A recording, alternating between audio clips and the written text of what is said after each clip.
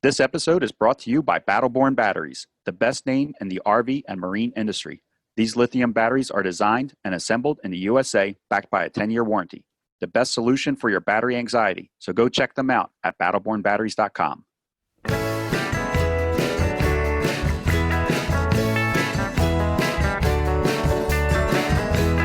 You are listening to Beyond the Wheel, a podcast about the people and ideas that drive the RV community forward.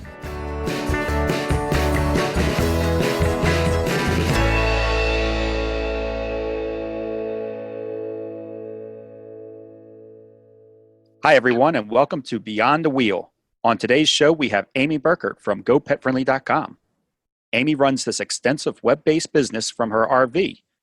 GoPetFriendly.com provides pet-friendly travel tips, destinations, products, and in various ways, such as a website database, blogs, trip planner, and now a book. So let's jump into the conversation with Amy and find out more about GoPetFriendly.com. Well, Amy, thanks for joining us. Before we get started with the interview, can you tell us a little bit about yourself and a little bit about GoPetFriendly.com? Sure, happy to. So I'm Amy Burkert, and I run the website GoPetFriendly.com, which is a travel resource for people who are looking to make plans to travel with their pets. So it's a database of hotels and campgrounds and beaches and wineries and dog parks and restaurants all over the country. And we have a road trip planner that people can use and a blog that gives people advice about how to travel with their pets. That's a good amount of information already. So you guys live and work out of your RV. And I'm just curious, did your lifestyle have any influence on creating GoPetFriendly.com? Or were you guys already down this path before moving into the RV? So it was kind of a combination of the two, actually. We found our German Shepherd, Buster, as a stray in Center City, Philadelphia. Rod and I were working together out of our home when we couldn't find Buster's people, so we ended up keeping him.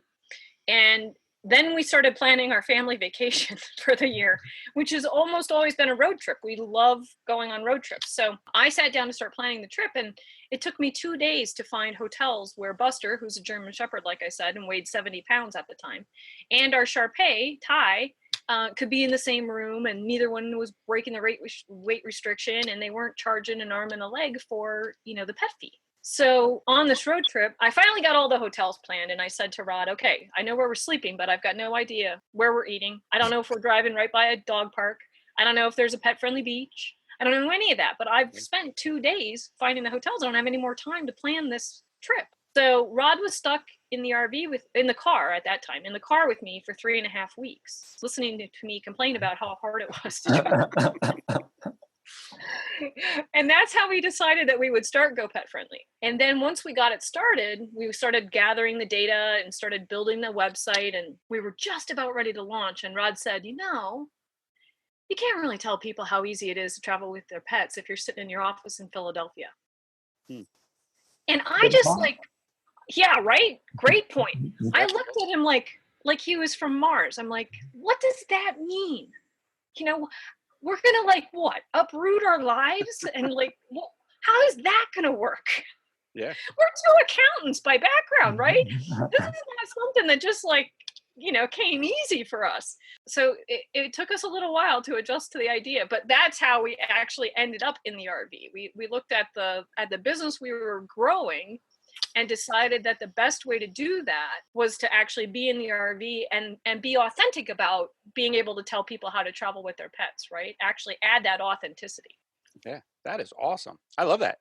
Yeah. I think that's really cool that the business sparked the lifestyle. Right. It's kind of different than the way things are happening now, I think. Yeah, I think very different. Deciding that they want to be in an RV, and so what can I do from the RV? And this was 9 years ago. So ours was kind of the opposite. And also for 2 accountants to just decide, hey, listen, we want to go live in an RV and we'll figure out a business to do from there. Not likely. You said it started 9 years ago. What was the first iteration like? It's grown into a huge website now, but how did it start? It's so funny because when I first imagined Go Pet Friendly, I really only imagined the database. It was sort of like a we will build it and they will come sort of thing. We'll put this resource together for people to use. it will have all of the, hotels and campgrounds and beaches, and it'll be easy for people. And then we built that part, and then I'm like trying to use it myself, and I'm like, this is still, we need a road trip planner. We have to add, I want to tell it where I'm starting from and where I'm going to, and have it do all the work. I don't want to have to search every town. So then we built the road trip planner. After that, we decided, well, it would make a lot more sense if we could inspire people to use this by like actually getting out and showing people, here we are, our dogs are not perfect. They're not perfectly trained. They're not perfectly behaved. We decided but if we could show people that we can do it, I mean, we're just, we're not rocket scientists. If we could do this, they can do it too. We can encourage them and give them some self-confidence. So then we started the blog, and that's how the blog that piece of it got started. You didn't have any writing experience before that then, Amy? I was doing all accounting writing. Like I was writing reports for accounting purposes. So no, like basically no writing. I mean, like, completely different writing experience than writing the blog. But it's, the blog was, and traveling with pets, that's my passion. So that came easier. It's easier for me to write about. It's easier for me to tap into what matters, because it matters to me so much. So it comes from that place in me where the accounting writing really didn't come from that place. Yeah, that would. But it did take a while to develop my voice, like to really understand how I want to present the information, how I want to tie in our personal aspect of it, but also give people the information that they're looking for, because really that's what the website is about, is providing people with the information that they need. So do you do all the writing on the blogs for your website, or do you have guests on there as well? We do. I've done most of the writing to date. But we do have guests as well. We like it when people, because we can't cover everything in the country, right? So we like it when people visit someplace pet friendly and have a great time with their pet. We like them to submit a guest post to us so that we can share that, obviously, with the rest of the pet travel community and make it easier for other people to go to those places as well. I've found some great places to visit. I still haven't been to Monument Valley, but it is so on my list because of a post that I read from a guest. I was like, I gotta go here. So it's one of those things that, I can learn something too, but also when people submit their guest posts, it actually helps me see what it's like to read my posts and helps me clarify more what I want to provide, what I want to include, what could be left out, kind of a thing when I write my own posts about destinations. Oh, that's a pretty good idea there. Yeah, that's a good way to look at it. Yeah. So you're 90% of the blogs though are you. 90% had been me up until about January of this year. So one of the things that's happening, we're in a little bit of a transition at the because Ty and Buster are getting older. Ty's 14, Buster's 11 and a half. They're like ready for semi-retirement. They're like, we're ready to slow down. Yeah. So they don't want to get out and hike, every day or go see something, 3 times a week. So in January, I brought on a team of bloggers. I brought on 5 bloggers who love traveling with their pets, take great photos, also travel with pets who are not particularly easy. We have one couple who travels with their 2 cats, adventure cats. So they're out hiking and biking and backpacking and tenting and, staying in hotels with their cats. So we got that. We have a woman who travels with 2 pit bulls, which adds a layer of complication because there's a lot of breed discrimination that goes on. So she shares her perspective on traveling with her pit bulls. So yeah, we've got one woman who travels by sailboat with her retriever. Oh, wow. That's really cool. Yeah, so we've kind of tried to, Rod and I do pet travel one way. These other people do pet travel in different ways. And so we're actually able to expand sort of our coverage by adding this team of bloggers and giving people some different, ideas and different ways to travel with their own pets. That actually leads me right into another question, is that you guys are more than a resource just for RVers. You're providing, pet-friendly the hotels, the restaurants, the beaches, the wineries, store locations, vets, the travel tips, and of course, campgrounds for the U.S. and Canada, which is exhausting just to say. But how do you keep everything up to date? It sounds like a lot of it falls on your shoulders, or is there more of a staff that maybe we don't see, or how does that work? I'm the only permanent employee. Okay. So a lot of it does fall to me, but we do have one person, a virtual person who works for me and keeps her job is just the database.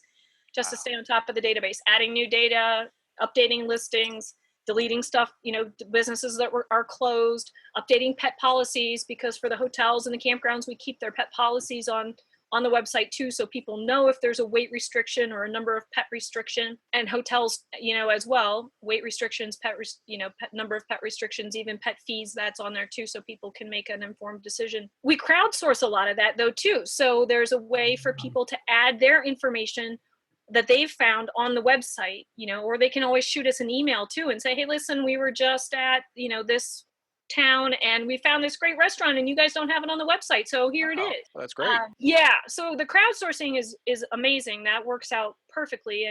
And between, my work and the other person who works on the database, we do our best to keep on top of everything. Of course, we always recommend that people call ahead and confirm pet policies before they go, because management will change policies on a moment's notice and they don't always remember to tell us about it.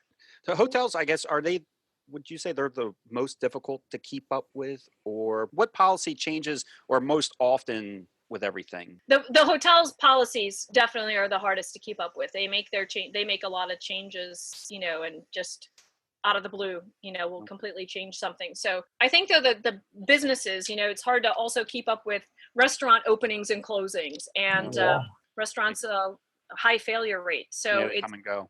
Yeah, they come and go a lot. So that's difficult to keep up with. But we also have pet sitters and boarding facilities and those kinds of places. So services that people might need when they're traveling with their pets, daycare, doggy daycare facilities.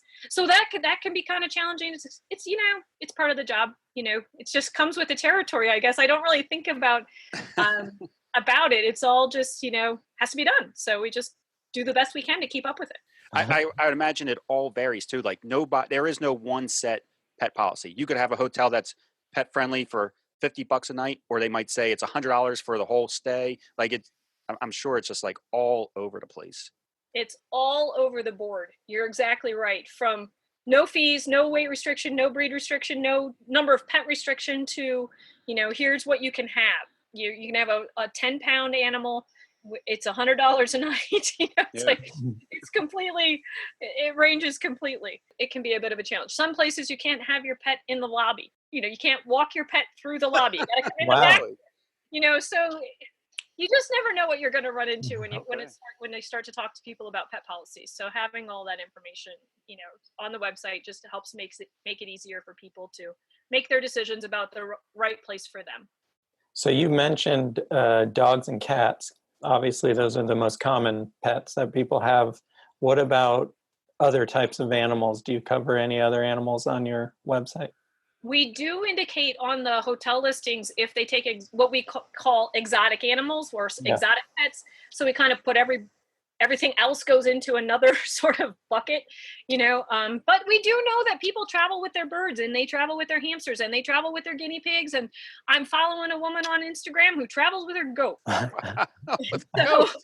Who would think that? I know, right? And she's got beautiful pictures of her goat. I love her. I love their Instagram feed because I just get such a kick out of seeing Frankie the goat, out in all these cool places where, they've been traveling together in an Airstream. So, yeah, when I had kids, we traveled with a python. So that was sometimes a challenge as well. Yeah. Right. No kidding. Yeah. Yeah. A lot of hotels. Yeah. They're not snake friendly. No. Yeah. Not everybody wants to see a python. Not everybody wants to be welcomed by a python in the lobby of the Go down hotel. for you go downstairs for breakfast in the morning and there's a python down there. It might not be a good, that's no good. As long as he doesn't want to share my breakfast, I'm good. You're okay. So you guys have a lot of value on your website alone. I honestly don't know the answer to this. Is it a pay service? Do people sign up? Are they paying to get this information, or is it free to just free? It's all free to use. Wow. It's all free to the users. And the reason is I want to not be a roadblock between the businesses that are pet friendly and the people who are trying to travel with their pets. My passion is to make sure that more pets get to go on vacation. That's what I'm all about. So awesome. If I charged a fee, it would be, that would deter some people from using the website. And that Definitely. might mean fewer pets got to go on vacation. And Yeah. so that would be counterintuitive to what I'm here to do. So we make money on advertising. The businesses that advertise, to the users of my website, that's where the money at Go Pet Friendly gets made. I don't want to have to charge the users. That's awesome. That's really awesome. I love it. So you recently wrote a book, The Ultimate Pet Friendly Road Trip. Is that correct? That's right. So last year, Rod and I decided, we've been in the RV for 8 years. We've been doing this a while. We should really test our travel chops and see what we've got. How have we learned enough to be able to really let's push it to the limit and see how much we can actually do. So we planned a road trip to each state in the lower 48 states.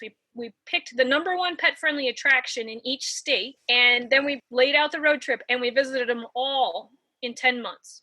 Wow. And got pictures of our dogs in all these places. And then at the end of the road trip, of course, I blogged about it as we went along. But then at the end of the road trip, I felt like I needed to put it all together in a book so that people who aren't familiar with the website or don't want to go searching on the website or whatever could have this book that would, show them the things that they might be able to do with their pets. Yeah, it's nice to have it all. I'm sure to have it all in just one source. Right. And it's that makes a lot of kind of sense. a combination of inspiration and travel guide, right? So the book has over 200 full color photos. Wow. So yeah, you really get to see what these places are like. You get to see Ty and Buster, marching down the trail at the Grand Canyon, and there they are, up on top of Cadillac Mountain in Acadia, and you get to see, that way you can imagine yourself doing it. That's why it's got so many photos. That's what I'm hoping, is that people then imagine themselves in those places, and it encourages them to get out there and do it. And the book also, it describes each place, and it describes the things that we did when we were there, but it also gives you all the pet policies. So Oh, okay. Here's what the leash rules are, and if you can be off leash, this is where that is, and this is where dogs are allowed and where they're not allowed. And so it's a tool, but it's also inspiration at the same time. So it's more than just to show people what's out there, but it's almost like a guide. Yeah, it's really a combination, right? So it's a guide, but also the reason that we chose the things that we chose, the places to visit, is that we wanted to get a really wide variety to give people an idea of all the different kinds of things. So we didn't hit like 14 beaches. We hit a few beaches. Right. And we hit some of the best national parks in the country. Like I mentioned, Grand Canyon and Acadia. We went to the Gateway Arch National Park. We hit some of those really great national parks. But then we also did things like we went canoeing on the Buffalo River. Oh, wow. Which was a blast. First time we've had our dogs in a canoe. And it was so much fun. We almost chickened out. But if I wouldn't have been writing the book, I would have been like, you know what? I don't think we really have to do this one. Let's just, we'll make it up. But I'm like, no, I gotta have pictures. We can't just like slide by on this. So no, loaded our 80-pound German Shepherd and our 35-pound Shar-Pei in a canoe for the first time in their lives. And did they enjoy it? They actually really enjoyed. We all really enjoyed it. At the end of the trip, we look back on it. It's one of the most fun things we did because it actually made us get out of our comfort zone. Oh, wow. Yeah, that's great. So really, that's the thing, right? When you're traveling with your pets, really, when you do anything different, right? If you just do the same thing every day, when you look back on your pet's life, it all just kind of mushes together. But if you do things that are different, if you take them to play in the snow for the first time, you take them to the beach for the first time, you take them on a train ride, which we also did for the first time. Those are the things that stand out. So when you like me, now I'm kind of in the twilight of my dog's life, but I look back on their lives and I think we've done it all. Yeah. There's nothing that we've missed. I've got no regrets because these boys have done everything that I can imagine. That's what I want other people to have. You make a great point about pushing yourself out of your comfort zone too, because Sabrina and I have found every time we do something that, like you said, is out of your comfort zone, we walk away from it and like, wow, we are so glad that we took that chance. Might be whatever it is, right? Yeah. It could be something small. it's part of our human biology, I think, to you need that every once in a while to feel those butterflies in your stomach and be like, you know what, I'm going to do it anyway. Yep. Did you self-publish the book, or did you go through an editor and publish? I did self-publish it, but I also hired editors. I hired 3 levels of editors to edit it. I have good friends who are authors and who kind of guided me through the process and said that you need an editor for, this, and then you need an editor for that, and then you need another editor to do that. It went through 3 levels of editing, and but then I did self-publish it. Yeah, I didn't go with a regular publisher. It was a little bit of an odd book, I think, kind of an unusual concept to try to sell. And I had a particular idea in my mind of how I wanted the book to be landscape. I wanted it to be like a big photograph on the front so that it would really attract attention. And I didn't want to have to convince a publisher to do it the way I wanted. I just wanted it the way I wanted it. Yeah. So then did you do the cover art as well? The cover art is a photograph of Ty and Buster at the Grand Canyon. Oh, okay. So, yeah. And then I did work with a book designer designed the whole thing. So she was wonderful. So she laid out all of the content. She worked with the photos. She did all of that. I mean, I edited the photos, but then sent them to her so she could get them into the right order and things in the book. So okay. She worked on the cover art as well, but it was my photograph. So now that you've done one, I know it sounds like you want to slow down a little bit with Ty and Buster. They're getting older. Would there be a second one for Canada? I would love to do a second one for Canada, but I don't see it happening in the near future. Okay. Just because, like I said, the Ty and Buster are slowing down a bit. So I've been toying with some ideas about some different kinds of books that I might want to write. Kind of a collection maybe of some of the information that we've already gathered, right? But to bring it into a different format, bring it and have it look a little bit different. So we'll have to see if those stick. It doesn't resonate with me. I just like, it doesn't, I'm not feeling it. I'm going to do something else. So I don't know if those books will come to be or not. I'm curious about the book writing process also. So you write the book and then the publishing and editing. What part of the book is the most difficult? Is it the writing, getting it all together, or is it getting out to the public? Oh man. Or is it just completely different on both ends? Yeah, it's so different. It's so they're both hard, right? It takes a lot of, even though I started with 49 blog posts, right? I wrote the posts as we did the trip. Yeah. So I started with 49 blog posts. So I could just, start there and then start editing down, right? And I started with all the photos, but it was still hard to make it because as I wrote these over 9 months, so they're all like in different kinds of perspective and voice and depending on what was going on that day. So to make it feel, like had some continuity, you had to really go through and edit it. Then I spent, I don't know how many days editing the photos because what you need for the blog is completely different than what you need for print. I think I ended up editing like 500 photos and sent them to the designer and said, I can't choose.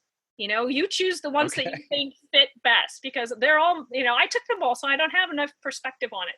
Choose the ones that you think communicate the story the best. And then, once you kind of get that part done, then you step into, now you step into your business shoes, right? You put your business shoes on, you're in your flip-flops working on the writing and then you have to put your uncomfortable pinchy shoes on and work on the business side of things and figure out how you're going to get this out, how you're going to get the word out, how you're going to get the book out. This is a complete learning experience for me. So it's been interesting. And actually there's still challenges, right? So the book came out, the size of it is 8.5 by 11 and it's printed landscape. What I didn't think about was that doesn't work on e-readers. Oh.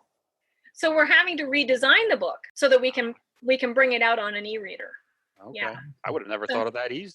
Yeah.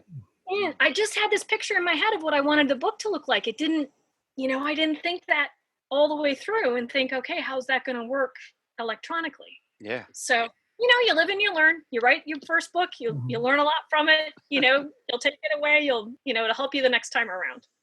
How many times did you get your feelings hurt by the editors? Uncountable numbers of times.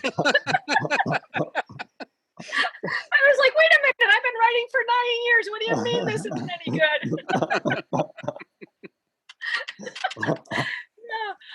yeah. Innumerable. I can't even count the number of times. I'm also really, really bad at spelling. So, I mean, things would come back and I would be, and the editor's kind of like making a smiley face. And I'm like, I know this means you're laughing at me. I know what that means. So where can people get the book? I'm sure from your website. Yeah, there are links on my website. Basically, they can order it on Amazon and Barnes and Noble. That's where it's most easily available. Yeah, you can track me down in the RV. I have a few here in the RV that I'll happily sign them. But yeah, tracking us down can be tricky. Yeah. Well, the RV stands out. You can see it from pretty far away. Yeah, that's true. The RV is wrapped in Go Pet friendly graphics, so we are pretty easy to spot. If we're not very conspicuous. Let's say that. Maybe we can add a link to or a photo of your RV on our website. Yes, I can make sure that you have a copy of that. Okay. And of course, we'll link the website on our website also. So if someone was thinking about getting a travel pet, what is the biggest challenge for pet owners? And what are a few suggestions you have to make it successful for them? The biggest thing when you're thinking about getting a pet and you plan to travel is making sure that the pet's breed is appropriate for your level of activity. If you're somebody who likes to run or get out and do a lot of hiking, then make sure that you have a dog that's going to be able to do that. Our dog, our Shar Pei, is a couch potato. He just has been his whole life. He's just not interested in exercise. But then we found our German Shepherd. So, we kind of all had to step it up a little bit in the exercise area, or Buster wasn't going to be able to maintain his sanity. So we've kind of found a happy medium. Yeah, you want to make sure that the pet that you choose, it makes sense for the level of activity that you want. And then it's a lot easier to travel with smaller pets, to be truthful. If you're not going to be out and needing to run or hike a lot, then having a smaller pet is probably makes life a little bit easier. You won't run into the weight restrictions so much. The other thing that I would say would be, if you plan to do a lot of traveling, it's more challenging if you have a dog that's subject to breed discrimination. So pit bulls, Rottweilers, Dobermans, Shepherds even get thrown in there, Huskies, Chows, those dogs, there's legislation across the country that prevents them from being in certain places or requires that they wear muzzles or different things, and then you'll find also that the campgrounds and some hotels have breed restrictions, so they won't allow some of those breeds in their facilities, so that makes it more challenging. So there are ways around it, right? I mean, there's always a way to go, but if you're just like off the top of your head just coming up with some characteristics to make traveling easy, those are the things I'd start with. If you do have a pet already and you're just wanting to start traveling, my thing is anybody can do it. I mean, Rod and I are not rocket scientists. It's not complicated to be able to get out and travel with your pet. You just have to have, I feel like you maybe need a little bit of encouragement, and you need to have the right information. You have to get out and try it, I think, and then you can realize that you're more capable than you imagine. I think having the resources available really is the hardest part, knowing where to go to get information. Once you have the information, it's probably pretty easy. Yeah, it really is. Once you've got the information, and we are trying to make that part easy, right? So we tried to remove that roadblock for people, and we've written, over 250 destination guides. As we travel to different places, we write a guide about it. So if you're thinking about taking your pet to Yellowstone, for example, it's a popular destination. It's not very pet friendly. So we wrote a blog post about how we saw Yellowstone. We did it in sections so that we could spend a day in the park and then a day outside the park. And then I've written, I think, 3 other blog posts about things to do around Yellowstone. So on your day outside the park, here's some things to do if you're on the west side of Yellowstone, and here are some things to do if you're north of Yellowstone, and here's the east side of Yellowstone, and then of course south of Yellowstone is the Tetons, and we've written 2 or 3 blog posts about the Tetons. So we try to give people, the ideas too. Like I feel like if they just have like 2 or 3 things that they know that they can do when they're there, then they can go. Then they'll go, and then they'll find more stuff than even I wrote about. You just have to give them that little shot of confidence so that they can get out there and give it a try. And you guys do more than just the travel destination tips. You guys are also doing like day-to-day daily tips and product reviews and stuff like that. I think I even saw a blog where I really like this idea of creating like a little zip line Yes. at your campsite, just to make while you're parked at your campsite a little easier too, so that the dogs aren't getting tangled up or anything like that. I think that's awesome that you guys go, take those extra steps and do a little bit more than just the destinations. Well, yeah, I'm like, if I'm figuring stuff out, I might as well help other people, right? Yeah. So we've been doing this for, like I said, like 9 years now. So we've learned a lot of tricks about, how to make it easier, safer, more fun. That zip line, how many times do you untangle a dog from a stump and a stick and a picnic table and, pull them out of the fire pit? And like, how many times do you do that before you finally are like, you know what, we could come up with a better solution for this?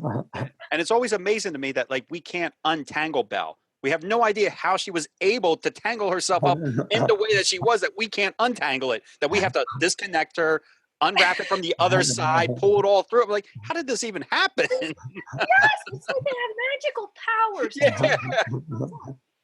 So, the zip line costs, I mean, we put the do-it-yourself zip line, there's a blog post on the blog about that, and I priced it out. It was like $10 of stuff, like the clasps and the rope and the carabiners, and, I'm like, really? For $10? I think about the years that I spent untangling. It's such a cool idea. Are there any considerations for people that have like special needs pets or elderly pets? Do you guys provide tips like that on your site? Yeah, more and more actually, now that our boys are getting older, right? So one of the things that we're doing is we're trying to identify things that are easier for senior dogs to do. I'm having to learn that, right? Yeah. It's a process that I'm kind of going through now, is thinking about, well, what kind of things can we do with Buster and Ty that it will be fun for them and also fun for us, but doesn't require them to really, exert themselves a lot, because that's sort of where we are now. So the Black Hills, we were in the Black Hills this fall, and it occurred to me, we could do a tour of the pet-friendly microbreweries. Yeah. Fun for everybody, Yeah. right? That sounds good. Right. So we went out and did the research, which of the microbreweries are pet friendly, and we did a whole, road trip and put it up on the blog. So it's all there for people to utilize. We threw the wineries in there too, because there's several pet friendly wineries in the Black Hills as well. So we put those in there as well. So, and I'm thinking, different kinds of, we're just going to have to start to explore some different kinds of things. But then we're also like, Buster needs a ramp to get in and out of the RV now. He's having some trouble with his hind end, his back legs, and starting to lose some of the muscle tone and coordination in his back end. And so he wasn't able to do the steep steps up into the motorhome anymore. So we bought a ramp, and I taught him how to use it. And so I did a blog post about, the ramp that we decided on, why we picked it, and then how I trained him to use it. Because when we first got it, he was terrified of it. He wanted nothing to do with it. Now he uses it every time he goes in and out of the RV, which is, 10 times a day. I don't know how many times, but yeah. That's how often he uses it now, and he doesn't even think about it. One of our dogs had the equivalent of Lou Gehrig's disease, I guess. So once she started getting bad, we had to get a ramp and teach her how to use it so she could get in and out of the RV as well. It's amazing how they're not comfortable doing that at first. You'd think it would be easier and not difficult for them to grasp, but yeah, it's like totally foreign. Right. Buster was really afraid of the ramp at first. So it took us several, broke it down into small steps. He walked on it while it was flat on the ground for a while. And, and then we put it up on a little bit of a place. So it was just a little bit of an incline, and worked him up to actually getting in and out of the RV. I put a doormat at the end of the ramp so that he didn't get the treat unless his paws hit the doormat at the end of the ramp when he was coming down, because I didn't want him jumping off the sides and hurting himself worse, right? As he was coming out of the RV. So we kind of thought that through and made sure that worked out. He was, that one was a little bit more challenging. For Ty, one of the things that we've done for him, he's lost his vision now. And so he walks real slow, which makes perfect sense, but he can't keep up. His short little legs, and then walking slow, he just couldn't keep up with us anymore. So we got him a stroller. And teaching Ty to use the stroller was like a no-brainer. We popped him in there. He looked at me like, why haven't I had one of these my whole life? Kenny, I've been holding out on me. Kenny, I have average size legs, and while I was down in Big Bend, I went on a hike with Amy. Yeah. And I had trouble keeping up with her, so I can imagine that poor dog. You were telling me that. I think you said that you were almost a mile behind them. At least, yeah. Well, that was a challenging hike, and I'd done it a few times before. I've been building up my tolerance on that one. When I first got down here, I had trouble with that hike too. So, yeah, it's what I've been working on. The national parks don't all seem to be very pet friendly. I don't know why that is, but they just don't seem to be. But I think I saw that there's some type of new pet badge program that they're doing. Is that correct? You're right. In general, the national parks are not very pet friendly. There are a handful. Like, I've done a blog post on the most pet friendly national parks. And I think there are 10 or 11 on the list that are actually what I would consider pet friendly. Yeah, so it's really difficult to actually take your pets to a national park and actually get to explore it the way you're imagining you will with your pets. Doesn't happen very often. There are those ones, but it's kind of the exception rather than the rule. Now, what you're talking about, Kenny, is the new Bark Ranger program. So what they're doing is some of the national parks are instituting this program where you go in and you learn about the rules at the park and you agree to follow the rules, and then your dog gets a Bark Ranger badge, a little tag for their collar. It's been a lot of fun. It's really popular. The Park Service is just kind of starting it. I think there's a blog post on the blog about this too. So if you just went to the blog and searched search for Bark Ranger, that would come right up on the blog. There's a handful of parks that are participating, not very many yet, but we're encouraging more and more parks to get involved. You know, when you go to the parks and you go into the visitor centers or office, ask them, are you part of the Bark Ranger program? A lot of them haven't even heard of it. Oh, wow. Yeah. Bureaucracy, who can figure it out? Yeah, so if we can encourage them to participate, it's a great way for them to kind of rethink what they're doing as far as welcoming people with pets. And also, it's just fun for the pets to be able to go out and gather all these, badges from all these different parks. Yeah. It sounds like a fun idea. I like it. Yeah, I think it's great, and it's gotten a lot of positive response on that blog post that we wrote about it. I'm hoping that they keep expanding. Nice. What is your biggest challenge in running the business while being a full-time RVer? You said you've been doing it 9 years. I'm sure you have a lot of lessons learned. Well, beyond good internet, right? Because that's just a given. Yeah, that's a given. Everybody knows. That's a given, so we won't even count that one. I think the biggest challenge is knowing when to close the laptop and go do something else. That's one of my biggest challenges. Rod and I both run our own businesses from the RV. He runs, he's got a separate business from Go Pet Friendly. So, and when you're an entrepreneur, there's always something that needs to be done. Yes. Always. Very true. So I think that it can be difficult to keep to like a regular work schedule. I mean, one of the reasons that we do what we do is because we don't have to have a regular work schedule, right? I mean, we've got the flexibility to work when we want, where we want, how we want. That's the benefit of it. The downside of that is that I think that you can work yourself too much. You don't kind of thing, because it always feels like, well, if I just get through this one more thing, then I'll be able to take a break. And you know what? Never happens.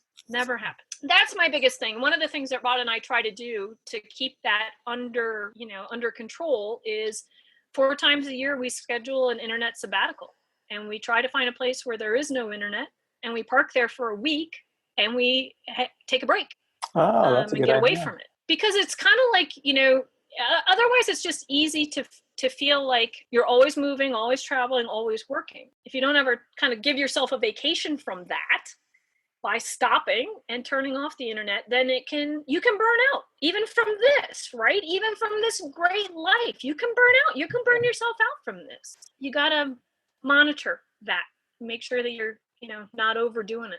That's what I think my biggest challenge is. I think I agree with that. I mean, Yeah, I would agree with it too. Yeah. Yeah, sometimes you got to put the computer away and kick Sean's butt in some hiking. Well, that's right. Exactly. But it's what I do is also fun. So it's also hard to be like, okay, I'm going to stop this for the day. But if you don't go kick Sean's butt in hiking every once in a while, then you're missing why you're doing this. Exactly. Right? Yeah. Then you might as well be back in a cubicle someplace, because if you're just going to sit in front of your computer, you could do that from a cubicle. That's true. So you gotta keep that balance. You gotta keep your perspective and keep that balance. It's not. That's one. I mean, man, it's hard. It's hard to do that. It's easy to lose track of it. After 9 years in the RV, that's what I find myself still struggling with, is finding the balance. So your website is gopetfriendly.com. And then do you have any other social media places where people can follow you? Absolutely. We're at Go Pet Friendly on Instagram, Facebook, Pinterest, Twitter. So all the popular spots, you can connect with us in all those different places. So you're not hard to find. No, we try to make it as easy as possible, all the way around. That's very good. Well, thank you very much, Amy, for coming on. We love having you on the show today, and I learned a ton of stuff, and it's very enjoyable. It's a lot of fun. Oh yeah, I had a blast. This is great. It's so much fun talking with you guys. So yeah, thanks for having me. And I'm glad somebody is actually doing this. I mean, yeah, it's such a great resource. Thank you. It means a lot to me to be able to help other people. That's there's nothing better than that, really. We want to thank Amy for coming on and providing so many great tips for us. If you are traveling with a pet or are thinking of starting, be sure to check out gopetfriendly.com to plan your next trip. Before we go, we would like to thank our sponsors, Battleborn Batteries, the best name in the RV and marine industry. These lithium batteries are designed and assembled in the USA and backed by a 10-year warranty. The best solution for your battery anxiety, so go check them out at battlebornbatteries.com.